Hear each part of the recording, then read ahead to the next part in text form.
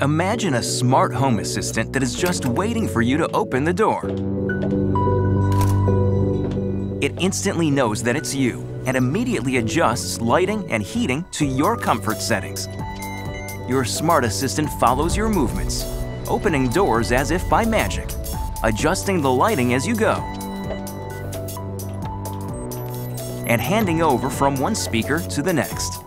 Presence detection solutions based on extensive radar sensors from Infineon turn your home into a smart home. They even know when you want a coffee.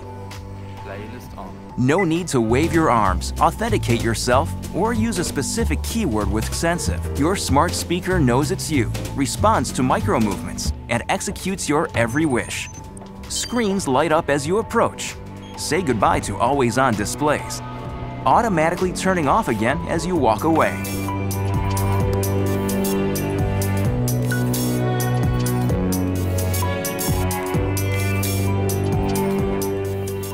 Extensive sensor solutions fit seamlessly into your lifestyle, constantly scanning your environment so they can see, hear, and sense what you do.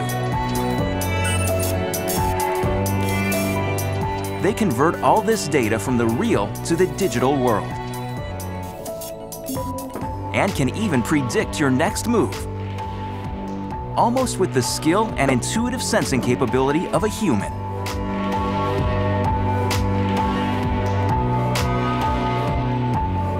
Welcome to a smart home that makes life easier, safer, and more convenient with technology that has become second nature. Infineon Extensive Sensors, intuitive sensing solutions that link the real and the digital world.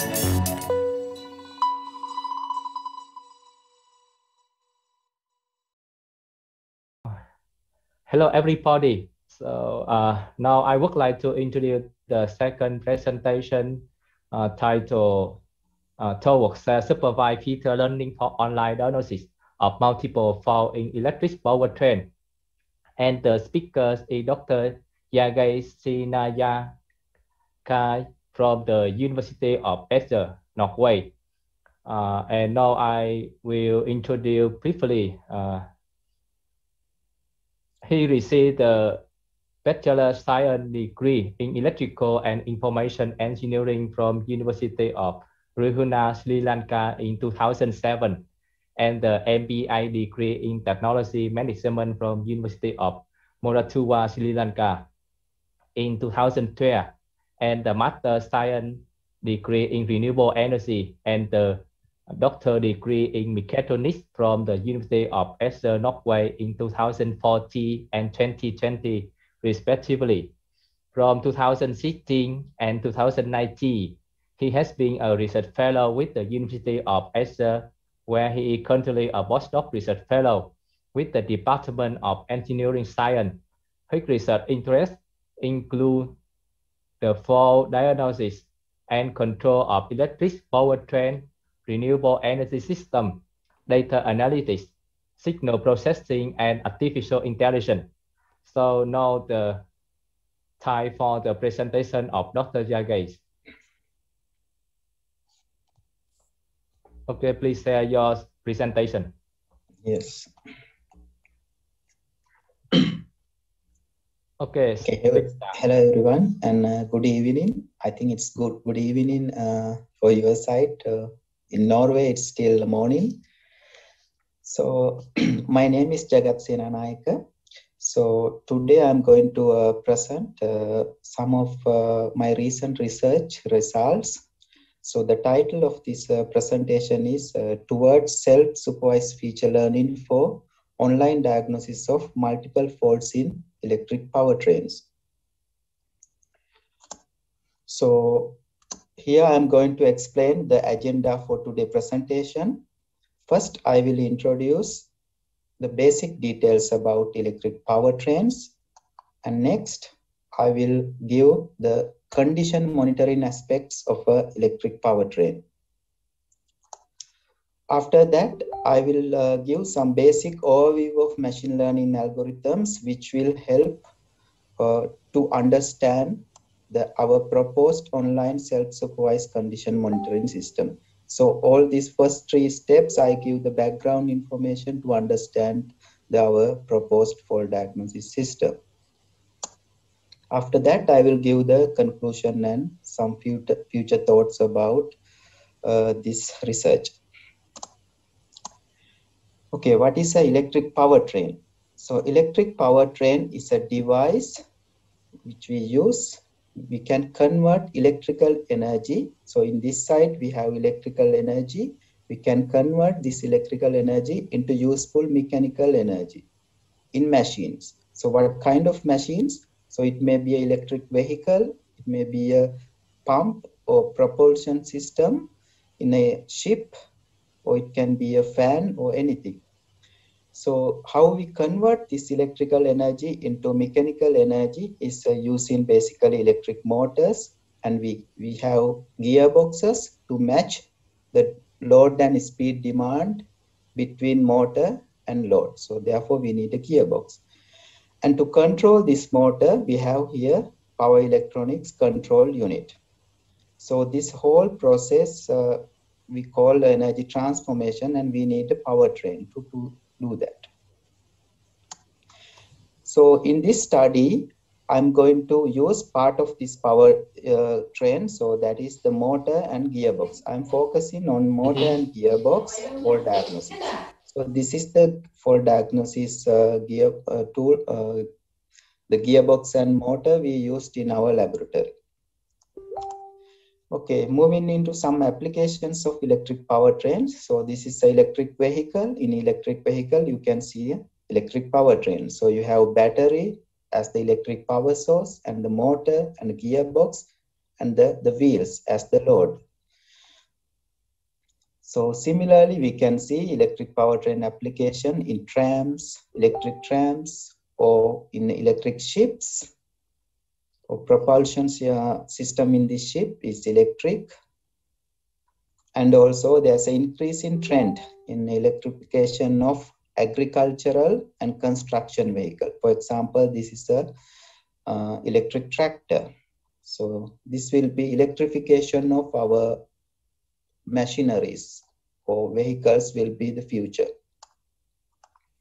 So in addition to electric vehicles, so these are the other industrial applications. These are large scale pump systems. So, and these conveyor belts or fans or robotic arms, all these components you can see inside electric powertrain. Also in wind turbines. So in wind turbines also, we have electric powertrain in different applications. For example, the main power conversion unit, which convert the mechanical energy stored in the wind into electrical energy. So where we have a gearbox, a motor, and a drivetrain for this conversion. Also pitch control system. In pitch control system, we have this. We have to rotate these blades depend on the wind direction or the speed of wind. So for that, we need the electric powertrain. Also pitch controls, pitch and yaw control system. In yaw control system also, we need a powertrain. So we have various applications of electric powertrains. So having the idea about electric powertrains, now we are moving into condition monitoring aspects of electric powertrains. So why we need condition monitoring? It's because in all this, the machines we discussed, we should have safe and reliable operation of these machines. It's highly prioritized in industry. It's because if we have a fault in a critical machines, it will maybe grow, the fault may grow until a catastrophic failure. With that, we can have unexpected service interruptions and productivity losses. So therefore, in industry, we use different maintenance strategies. So there are various maintenance strategies depend on the critical level of the machines. So if our machine is not a critical machine, we can use reactive maintenance strategy. In reactive maintenance strategy, actually we don't do much maintenance. We just run our machine until it fails. So if some failure happen, we will change the spare parts or failure component we can change. So we should have keep We should keep inventory for spare parts, but other than that, if there's a fault, we just change, we just repair it. So that is the reactive maintenance plan. So this is suitable for non-critical machines. So in preventive maintenance, so next step is preventive maintenance. So in preventive maintenance, we do regular time-based maintenance, like what we do in our vehicles. So we change the oil or change the lubrication. So this is suitable for medium critical level machines. So if machine is very critical, we have to use predictive maintenance. So predictive maintenance is a bit costly because we have to buy a separate equipment to check the condition of the machine over time, and we need a separate staff to do this maintenance task, predictive maintenance task. So it is costly. So therefore, we use this predictive maintenance for critical machines.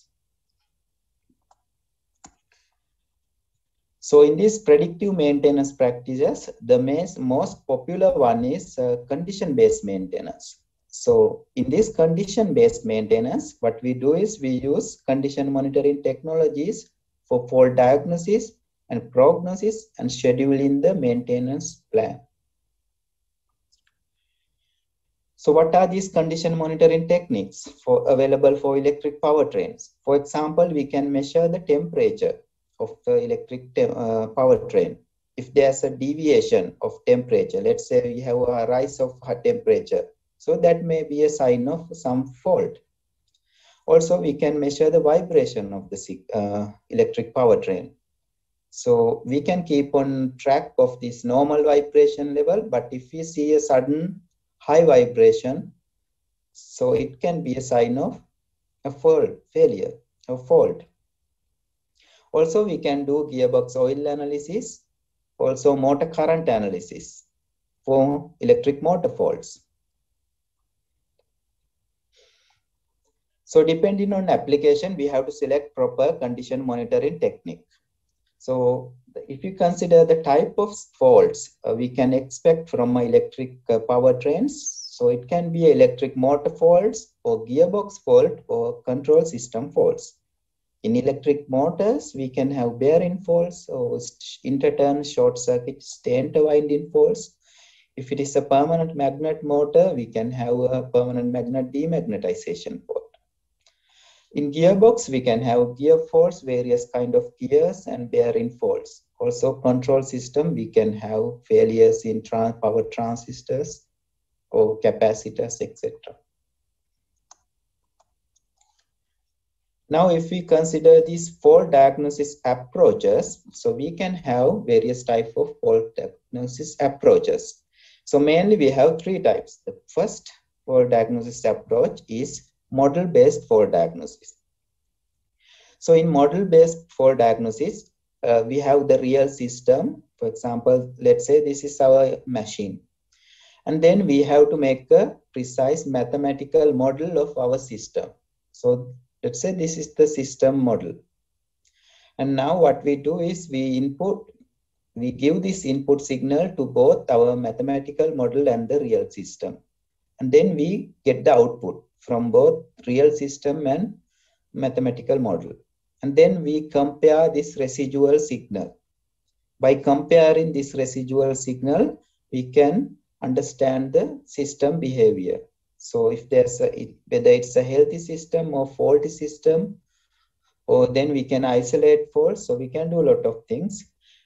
So this is suitable for some applications, but not for much suitable for this powertrain applications, because this industrial machine is very difficult to model, to make a mathematical model of these systems. So therefore, we use data-driven fault diagnosis in industry for these kind of industrial machines. So in data-driven fault diagnosis, we use signal processing or statistical and machine learning methods for fault diagnosis. So what we do is we collect some training data and we train a model. It may be a statistical model or machine learning model. And then we use this trained model to predict future faults. For example, after training, if we have new data, we can check this new data using this trained model. So then we can get this prediction results.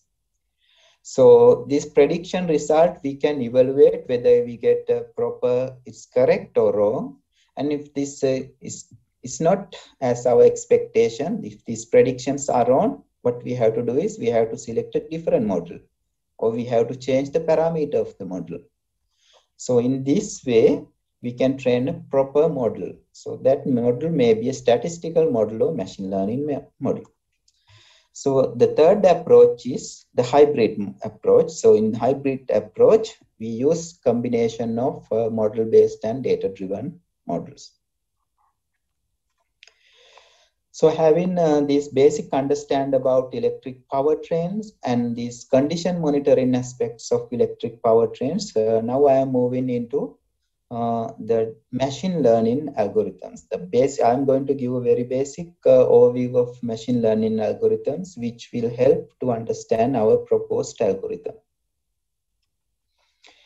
So machine learning is a branch of artificial intelligence. So based on the idea that, so we have idea that the system can learn from data, or identify patterns and make decision with the minimum human interaction. So that is what we do with machine learning algorithms.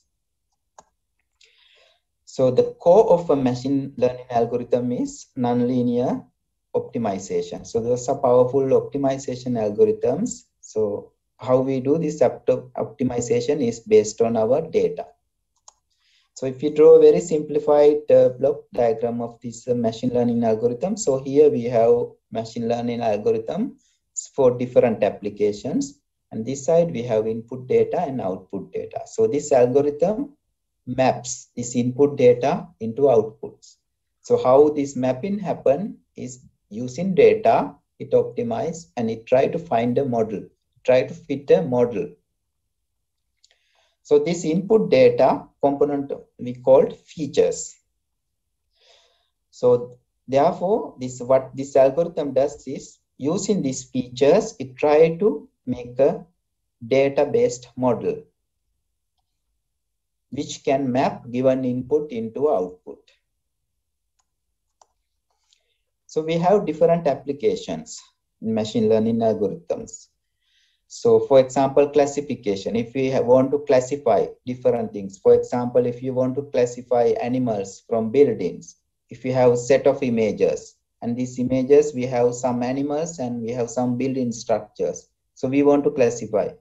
Just by looking as human, we can do this classification. But if we want to automate this task, we have to use a machine learning algorithm. For example, convolutional neural network. So it's a machine learning algorithm we can use for this image classification task. Also regression. So for continuous variables, we can use regression. Or clustering, if you have some data and we want to divide this data into different clusters. Or anomaly detection. For example, if we monitor the bank transactions and if we can detect a fraud using those data. So it's based on anomaly detection. So there are automated systems by analyzing this bank transaction, they can detect suspicious transactions. So similar applications I'm going to use in this my work also. I will show the details later. Also, we can do feature learning, dimension reduction, and different tasks. So if we consider this machine learning spectrum, so we have various types of machine learning algorithms. So based on learning style, we can divide into supervised learning or unsupervised learning or reinforced learning. So in this supervised learning, we have various applications, but in this study, we are going to use convolutional neural network for supervised learning.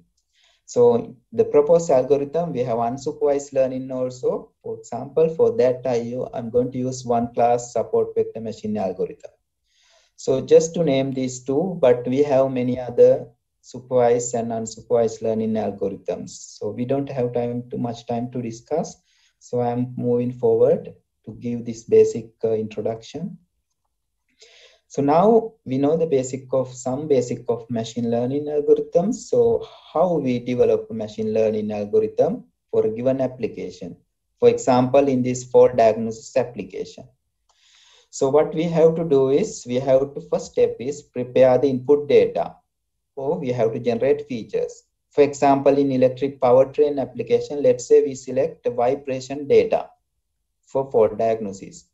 So then in data preparation, we have to collect some vibration data for different test conditions. For example, healthy machine condition and faulty machine condition, or different types of combination of faults, or different operating condition, for example, variable load and speed. So in this way, we can collect some rich collection of data.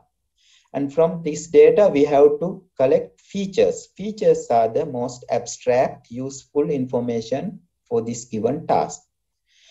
So in traditional machine learning, we have to do this task manually. We have to have the knowledge about faults, and we have to generate these features.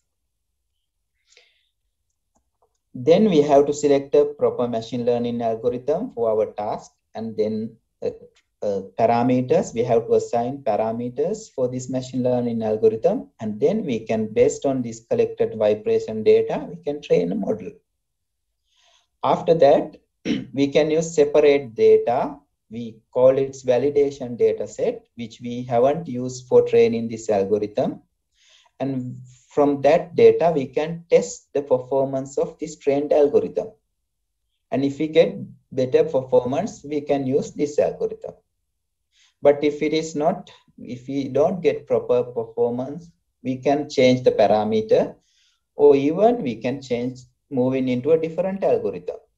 So this is a cyclic process.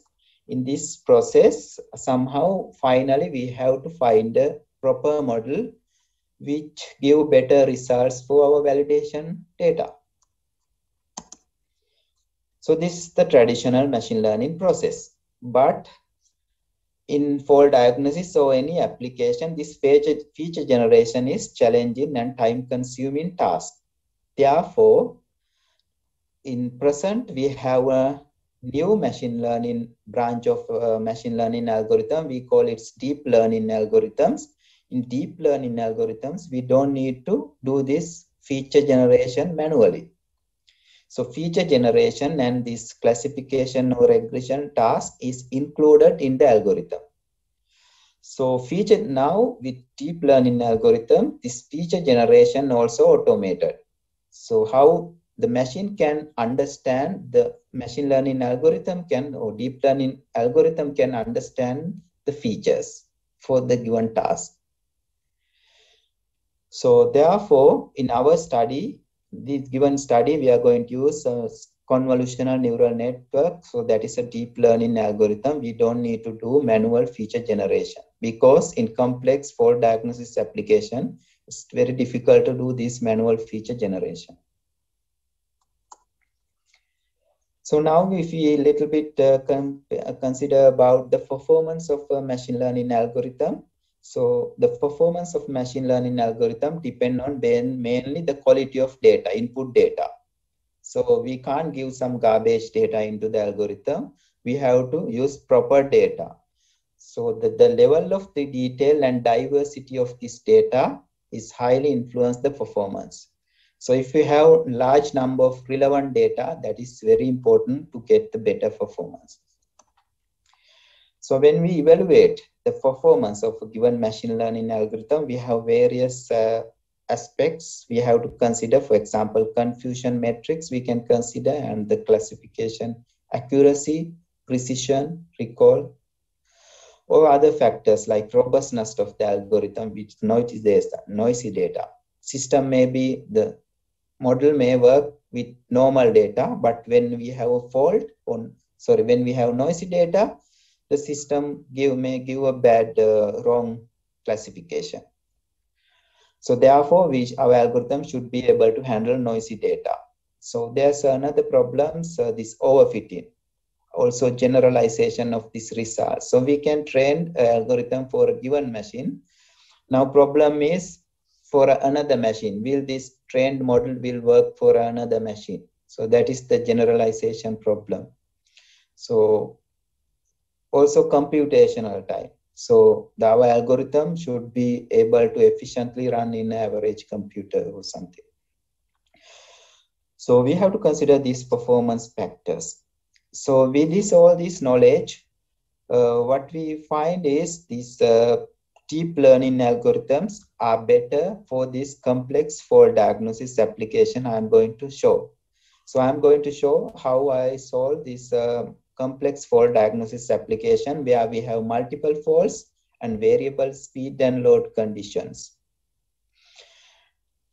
So, so those are the opportunities we can get from these deep learning algorithms. Also, in modern age, we have wireless sensors and we have opportunity to store a lot of data, big data, and we can use machine learning's ability to do pattern recognition. And we can apply this for diagnosis applications. So the challenges of machine learning in this context is lack of label training data and the quality of data for supervised. So for example, convolutional neural network algorithm, we need the label training data, but which is limited in industry. Also generalization of algorithms and interpretation. So some people criticize this approach, machine learning approach, as a black box or gray box model where we cannot see what is happening inside. So these are the challenges for machine learning algorithm in condition monitoring context. So having all this background, now I am going to introduce this our actual proposed online self-supervised condition monitoring system. So where the motivation for this work is developing an online condition monitoring system which can work with the minimum expert support and minimum label training data and focused on learning fault features itself. So the idea is currently when we do condition monitoring, so let's say we have number of pumps. So we have several pumps and the expert person, he collect vibration or current data from each machines and he do manually this analysis for fault diagnosis. But a proposed idea, what we can do is we can install wireless sensors, vibration sensors, and we can store this data in let's say cloud storage. And then we can develop this proposed fault diagnosis stream machine learning algorithm, which can detect fault based on the stored data and give the output to this operator. And now operator has minimum work than this manually doing everything. So that is the idea of this proposed algorithm. So with these motivations, so I'm going to use combination of supervised learning and self-supervised feature learning scheme to propose this for this proposed algorithm. Also, I'm going to use data fusion and online implementation. Data fusion means here I'm going to use vibration and current, motor current signal both for this diagnosis algorithm. So the algorithm consists of two stages. First stage, we have one class support vector machine anomaly detection. So that is an unsupervised learning algorithm. So from which we can detect fault. So this in first stage algorithm, it can do only fault detection, not the diagnosis. So diagnosis means we have to isolate the fault. We should be able to isolate what kind of fault is that. So for that, we need stage 2. So the stage 2 is based on supervised learning. So that is convolutional neural network algorithm and the decision making. So after developing this algorithm, we tested the given algorithm with the experimental data, and for that we develop a test bench. So this is a block diagram of this test bench. So here we have a motor drive, an induction motor, and a gearbox. So we check the faults, and then permanent magnet synchronous generator and the variable resistor, these two act as a load. So we can simulate loads. And then we have data acquisition system and computer with MATLAB software for storing this data. So these are some images of this test setup. So this is our induction motor and gearbox, and this is motor drive, and this is the data acquisition system, and permanent magnet motor and variable resistor represent the load, and computer for this data storage, and vibration and current. So this is the vibration sensor we use, and the current sensor. So moving into inside of this electric powertrain. So this is the motor shaft, the rotor, and we have gearbox. It's a helical gearbox with 2 stages. The gear reduction rate is 8 to 1. And we tested 3 types of faults. The bearing faults, because bearing faults, according to several studies, it shows that 40 to 50% faults in this type of motors and gearbox comes from bearings. So therefore, we tested bearing faults for different fault severities. It's not one severity, we check for 3 fault severities. And stator winding faults, it's interturn short-circuited stator winding faults. We check 2 fault severities. And a gear fault, a small damage, also gear faults also we checked for 3 level of gear faults. And to make these mechanical faults, we use electric discharge machining. So this is the equipment to make these controlled mechanical faults. So this is a block diagram of our proposed fault diagnosis scheme. So this area, you can see, this is how we have electric power source, and this motor drive, and the electric motor and gearbox and load. So this represents the actual electric powertrain. Then we have measurement system, data acquisition system. We collect current and vibration signals, and we measure the speed also. And then we store this data in a cloud data storage. After this storage, we have 2, as I told earlier, we have 2 algorithms. The stage 1 algorithm based on support vector, 1 class support vector machine. So this blocks shown in green shows the first stage algorithm. This blocks shown in this blue color shows the stage 2 algorithms, and other remaining are for decision making and online diagnosis support blocks.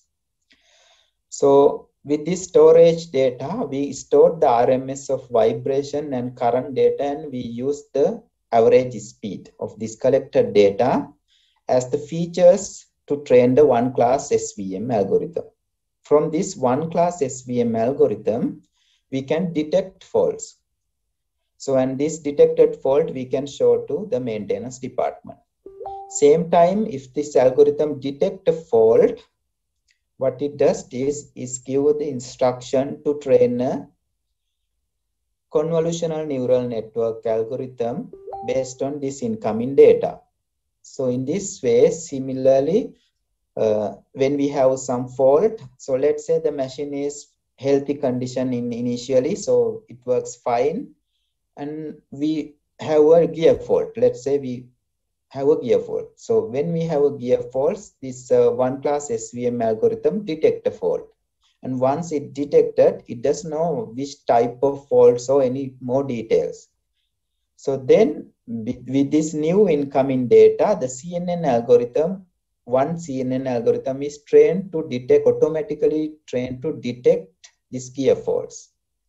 And in future, the system may have bearing faults, stator winding faults. Likewise, when we have more and more faults, we can train different CNN algorithms. So the algorithm keep a bank of CNN algorithm for different faults. So now when we have new type of data, we use this CNN algorithm to diagnose fault. So in that way, we can diagnose fault, and we can detect the type of fault, and we can give the information to maintenance department. So some very basic brief information about 1 class SVM classification. So here we have the original data, original features. For example, we have average speed, and the RMS of current and RMS of vibration as the features. So we can draw this given feature in the feature space. So it's very difficult to do this differentiation. For example, let's say we have some outliers. In this case, outliers mean false. So we have to define a boundary to differentiate this healthy condition data and the faulty condition data or outliers. In this original space, it's difficult. So therefore, we use a kernel. So in this kernel, it maps input data into another plane where we can do this linearly. We can divide this data into two sections. So in this area, we have the healthy data. This is faulty data. So if now we can define a score. If this score is less than 0, it shows the outliers or faults. And if it is greater than 0 score, it's a healthy condition. So in CNN, we do actual fault detection. So for that, as I told earlier, it's combination of feature learning and classification. So we can classify fault, what type of fault is there. So whether it's a gear fault or bearing fault, so likewise different classes. So in this CNN, we have different layers. So if you are interested more, we can check later or we can discuss about these layers, and we have our paper. So I think we don't have much time to discuss this. So basically, we convert the given vibration and current signal into a image. So this image is based on continuous wavelet transformation. And from these images, we can classify images, faults. So different types of faults, we get different features in this image. So the algorithm just detect these time frequency patterns in this image to differentiate different types of fault. So these are some results of our algorithm. So for example, this is Oneplus Svm performance for fault detection. So as I told earlier, so we have different fault classes. So this is healthy, and these three are based on gear faults, and GF1, 2, 3 mean these represent the different fault severities. And these three are for bearing faults. Also 1, 2, 3 represent the different severities. And this is stator faults. So also we have different severities. And as I told you, if the score is greater than 0, it's healthy condition. If the score is less than 0, it detects as a faulty. So these are the accuracies for this given data set, and we get very high accuracies for this fault detection stage. But with this algorithm, we can do only detection, not this classification. So to do that, you have to use this proposed CNN algorithm. So here you can see many algorithms. This is because we use a comparison study to find the best algorithm for this classification task. So this GF1 means for gear faults, and these three are for bearing faults, and these three are for stator winding fault detection. And SVM means support vector machine, and this is multi-layer perceptron, and this is CNN, convolutional neural network. So this is our proposed algorithm, but these two are for comparison. And similarly, these two are for comparison, and these two also for comparison. Here we can see different fault classes, and first 9 classes are single faults, and these 2 are multiple faults. For example, this fault class 10 is gear fault and the bearing fault. And here we have all 3 faults. Now we are going to compare this. The comparison is like this. So we trained this algorithm and we tested the accuracies for the given validation data set. And we got, for example, CNN. For each fault classes, we get different accuracies, but the average is 92.5. The minimum is 80. Maximum is 99% one. If you compare with these two, this CNN gives the best performance. So similarly, for gear faults and state winding faults, you can see these blue color ones. So these are our proposed algorithm, which gives the best performance compared to other two methods. So those are these tabulated results. So after that, we did the actual implementation of this algorithm. So here you can see the screenshot of this actual algorithm. So for example, in this area, the scope, this is the constant speed operation region. You can see this, the Oneplus Svm score is 25. So that means the powertrain is healthy state. That's why it's blue color, sorry, green color. So this is a variable speed operation condition, but still this score is greater than 0. So it's healthy. So let's run this one. So this is actual animation.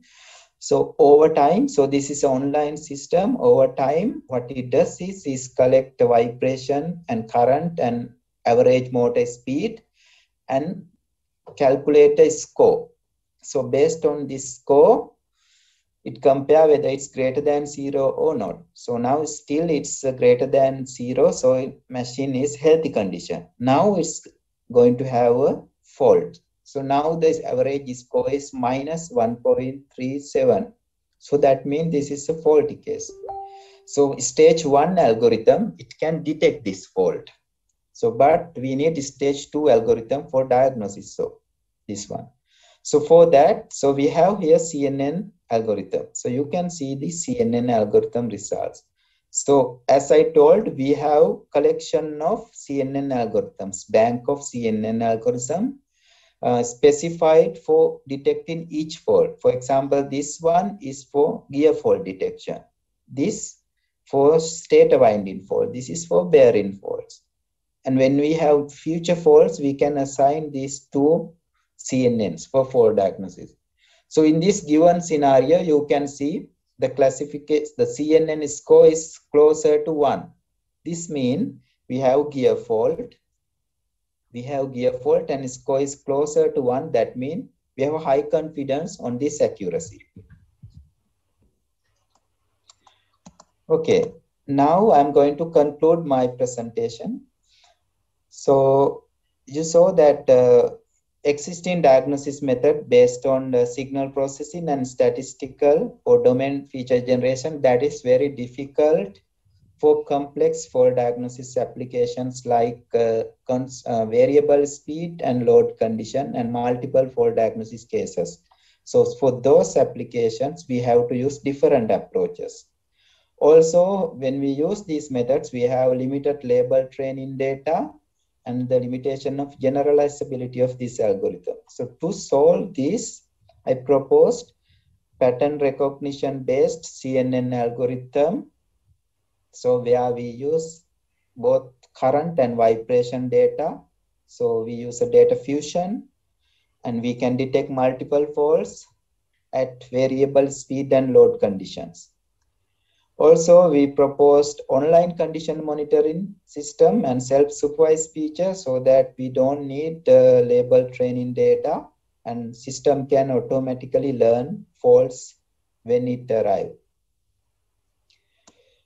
So as a future work, so we can improve this proposed fault diagnosis system. So we have to check for various operating condition and with industrial data because we test this algorithm for laboratory level data. If we have industrial data, we can check the performance and we can improve the algorithm. Also, remaining useful life estimation problem was not discussed in this study. So we have to improve this area also. So that's about this study, and thank you very much. Okay, thank you very much, Dr. Yagas. Okay, very nice and interesting presentation. And you have some question. The first one is from Professor Tuấn from Hanoi University of Science and Technology. And his question is that, how many motor do you need to build a reasonable training data set? Okay, can you hear clearly? Yes, we in our case we use actually 5 motors. We have 5 powertrains, and we tested for different load and speed conditions and single and multiple faults. So we need to have diverse set of data. Of course, I cannot say how many motors we need to do this, but in this condition, at least we use 5 motors. That's why, as a future work, I proposed we have to use real industrial data with many motors. So this proposed system actually it is localized. The diagnosis capability is localized into that type of motor. So that's why it has the motor's historical learning ability. So. Okay, thank you. Professor Tung, can you hear clearly the answer and description from the speaker? Do you Yes. Thank you. satisfied? Thank you. Yes. Thank you, Dr. Jagat. Yeah. Yeah, I think that to clearly identify the fault, different faults from motors or in general the powertrain, we have to separate the sources so that where you suggest some kind of separation of the origin of faults. But I think that to be more confident, we need a much more number of motors and different kind of faults in order to apply the ML or machine learning into that data set. And I think that for 5 motors is not so many to conclude that the model is good or bad or something. I think that the data sets need to be enriched much more. Yes. That's Yes, my point. Yes, I agree with that. Okay, so this is just a concept, yeah. So. Okay, now we go to the next question from Missy Hương Lê from Hanoi. The question is that it is difficult to get label data. Could you please share more resources and explanation about the label data? Yes, I think it's very difficult in industry because they don't store much data because it's costly. You need to have databases to store data. Even if you store data, it's very low dimensional data. For example, they just have one line for, we had in real industrial practice. So maybe they have some Excel sheet or something to represent at this time we had some kind of fault. So also it may be an alarm type of data. So there was an alarm at that time. So, but these are kind of tabular type of data, and these are not enriched data to do this type of analysis. For this type of analysis, we need the high sample data. For example, vibration data, we sampled at 20 Hertz. Vibration and current data, we sampled at 20 Hertz. So to store this kind of signal, we need a lot of storage actually. So we need large database and many equipment. So therefore in industry, they don't do that. They just use tabular type of simplified information. So, yeah. Okay, Ms. Hương Lê, the answer from the speaker satisfy you? Okay, thank you. Okay, thank you. And we go to the next question. Mr. Thuận from Dallas, US, want to directly ask the question for the presenter, please. Mr. Thuận. Yes, thank you, Dr. Senanajaka, for your interesting presentation. I don't have a background in machine learning, so I just want to ask you a basic question. On slide page 13, I see that you show different algorithms for machine learning, like non-supervised machine learning and supervised machine learning and one other techniques. So what is the difference between them? Yeah, depend on application. So basically we have supervised, unsupervised and reinforcement learning. So depend on application, we have to select proper method. So if we have label training data, we can get best results because we already know the output. So as I told earlier, to train this model, we need input and output data. And if we have both input and output at the beginning in our data set, we can get the best result. We can produce a best model to do our task. So task may be classification, no regression, no clustering. So any task. So in supervised, we need label training data. But unsupervised learning, we do different tasks. Like in one class SVM algorithm I proposed, so which is defined for anomaly detection. So anomaly detection case, we need only healthy data. We don't need faulty or labeled data. So in that way, even though we don't have labeled data, we can do some tasks like if you know the healthy condition. So let's say you have some base for define the healthy state, and anything deviate from this healthy condition, we can assume as a fault. But of course, we need to do some further analysis, but at least we get the idea about it is not within the healthy boundary. So it's an unsupervised learning method. We don't need label training data. So depend on the quality of our data and depend on our application, we have to use different approaches. So in the reinforced learning, so we have a learning agent based on this reward system. So reward and penalty system can learn. So it's depend on application, but in this fault diagnosis application, so far I see mainly the supervised and unsupervised learning approaches.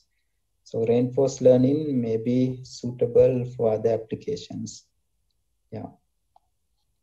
Thank you for your answer. Okay, thank you. And the next question is from Professor Tong from Kazakhstan. Okay, please, Professor Tong. Hello, Dr. Zagat. It's very nice presentation. I'm Ton from Kazakhstan, Nazarbayev University. I have a question. You said that the powertrain system is very hard to model. So my question is why it's hard? Because I know that the motor we know that the motor can be model, and also the parameter can be do easily by if you have some data, you can do some system identification to get the model, yeah, to get the parameters. And the next question is what the people do when you do the paper review. What do the people do when for this kind of application? What the people do before we apply the AI to detect the fault in this system? Thank you. Yeah. So model-based approach, of course, you can develop a mathematical model for simple model, but complicated model, let's say I'm not telling that you cannot do that task, but it's costly and time consuming. But data-driven approach is simpler than model-based approach. And if you have data, and it's a easy way to do this task, similar task.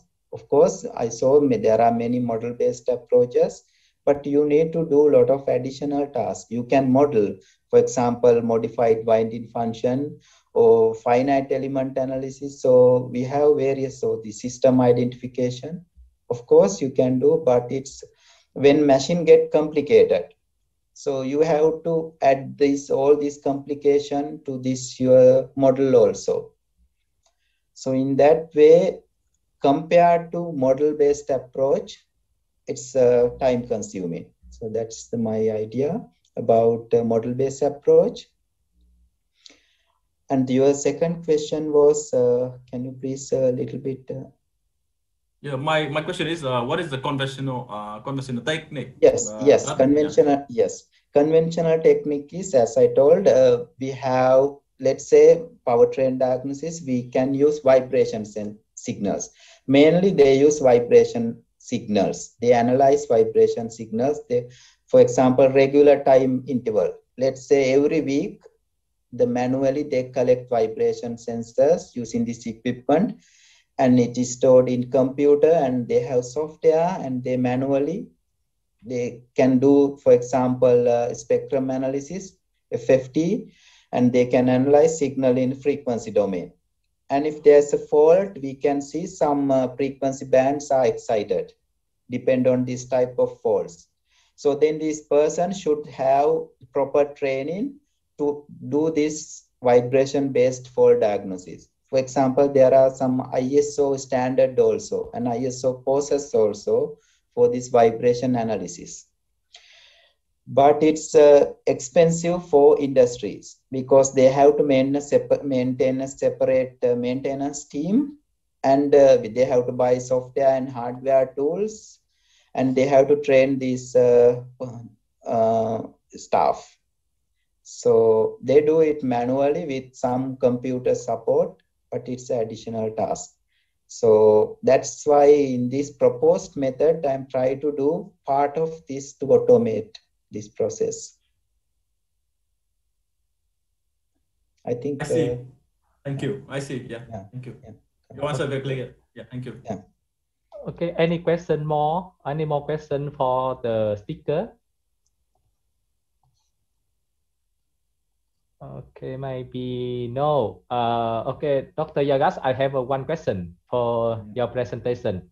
In your presentation, when you show the result of the different algorithm, and we have a different performance, different efficiency. Okay, I also researching in the machine learning, and I also have many algorithms and have many different results. But my difficulty is that why and how we can explain different algorithm and different improved algorithm have the better performance than the previous algorithm or the conventional algorithm. Can you share some information how to explain, how to improve the algorithm in the machine learning? Yeah, it's basically lies within this algorithm structure. For example, let's say this basic neural network, we call this multi-layer perceptron. So it's a traditional machine learning algorithm where we need, as input, we have to give features, not direct input signals.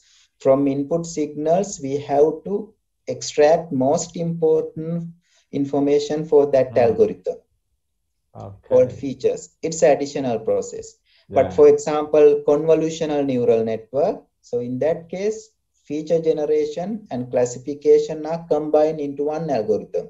Okay. So then you don't need to do this manual feature generation. So that is one advantage over multi-layer perceptron.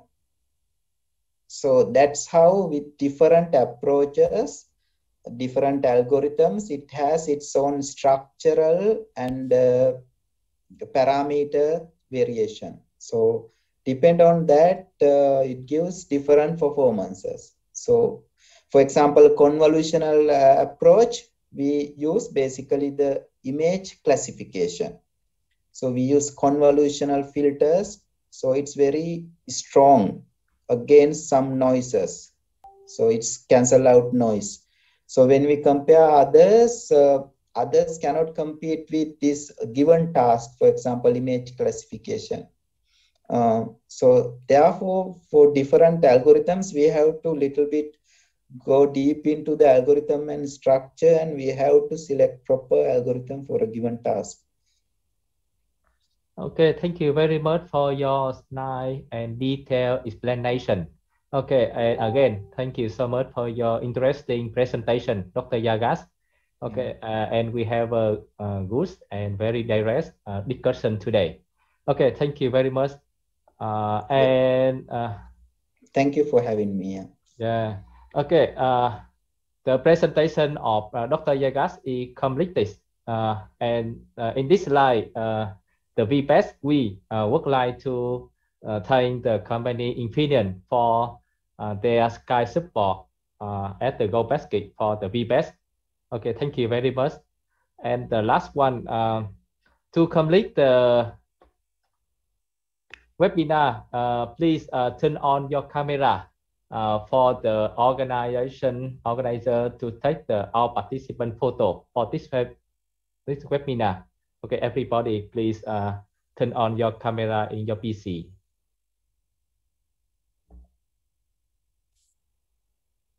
Okay. So, okay, please take a photo. Okay, everybody can take the photo by yourself. Yeah, okay, I also take a photo. Okay, thank you very much. Okay, any question regarding the webinar? Okay, please send an email or the message to the VBest. Okay, thank you for your attendance. See you next time. Bye-bye. Bye-bye. Thank you. Bye-bye.